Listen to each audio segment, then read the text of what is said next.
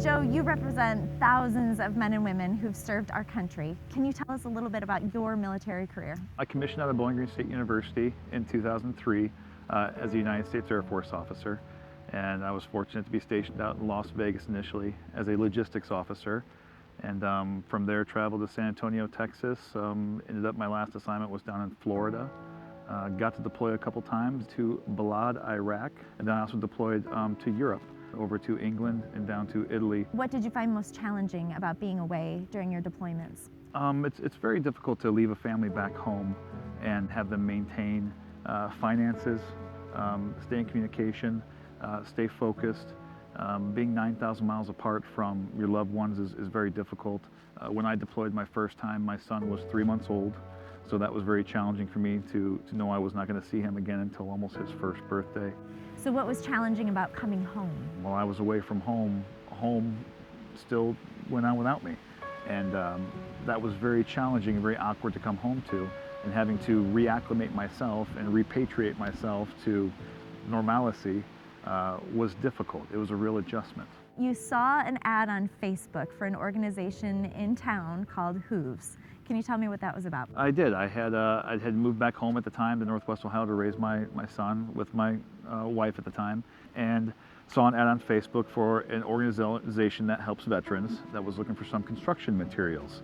And I volunteered to donate some stuff they were looking for, and met up with Amanda Held at that time, and started learning more and more about H.O.O.V.E.S, and started becoming more and more curious about it, and kind of spied on the organization for a few years. After going through a divorce and dealing with some things in my own life, I got to a point about just over 3 years ago now where I had experienced loss, and I was at a loss. And I looked around my life and knew that it should just be better than it is. I reached out to Amanda and said, can I please join the retreat? And she said, I've been waiting for you to ask. You know, getting help used to have a stigmatism to it. Even back when I was in the service, it did. Luckily now, you know, raising your hand and asking for help is more and more acceptable. But there wasn't a time for that always. And people tried to help themselves out of it or just bury it down deep, and it comes up eventually. It always does. So Amanda, you are the founder of H.O.O.V.E.S. Can you tell us a little bit about this organization that helps veterans and how it all began? The mission of H.O.O.V.E.S is to enlist rescued horses to help veterans transform post-traumatic stress into post-traumatic growth. And the beginning of H.O.O.V.E.S was my own personal healing journey. I entered into a really tough time in my life, and I sought medical help, and I was told that I would never be functioning, that full recovery was not available to me. I was stationed in Colorado Springs when I got out of the military, and I found myself on the Air Force Academy who had a stable, and they somehow talked me into adopting a baby wild Mustang. Her name's Shelby. She's still with the program today. She saved my life and allowed me to heal in ways that I was told wasn't possible. And so when that happened for me, I wanted to be able to share that with the world. Tell me about the important role that the horses play in this experience, because that really is part of what makes this whole experience so different. You can lie to your family, you can lie to a therapist, you can lie to a lot of people about how you're feeling on the inside.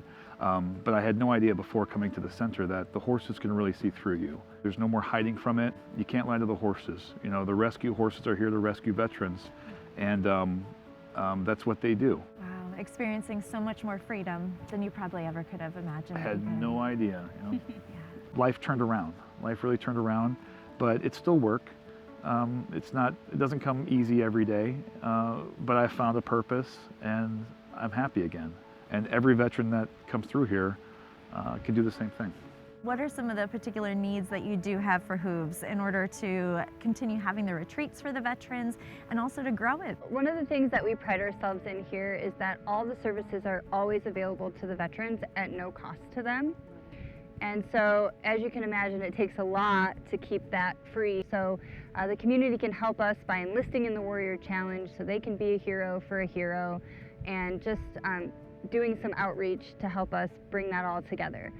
One of our exciting things that we're doing in 2023 is extending our services to community members. So it's gonna not just be for the veterans anymore, because I think everybody could use a little bit of help right now. But our biggest growth need right now is being able to fundraise for an indoor arena. So right now we're seasonal. We can only operate from April through October, and we are at the mercy of the elements. And so having an indoor arena would actually allow us to help people all year round. Well, we are, we're inspired by your service. You who represent so many thousands of veterans who have given their lives, their families who have sacrificed for that too. We're encouraged so much by your organization and the ways that you are impacting people that we care a lot about too. And at Cedar Creek, we have something called the Dollar Club, which is where we invite our whole Cedar Creek family to give $1 more than they would typically give. And because of that, we are able to give you a check today for $5,000. Oh my gosh! Oh, you're gonna make me cry. Yes. Well, I was not expecting that. Well, thank you. That's incredible. The work you do, it matters so much, and we love seeing you live out the purpose that God's given you to make a difference here in our community. And so we're proud to be able to team up with you in this way. So thank you so much.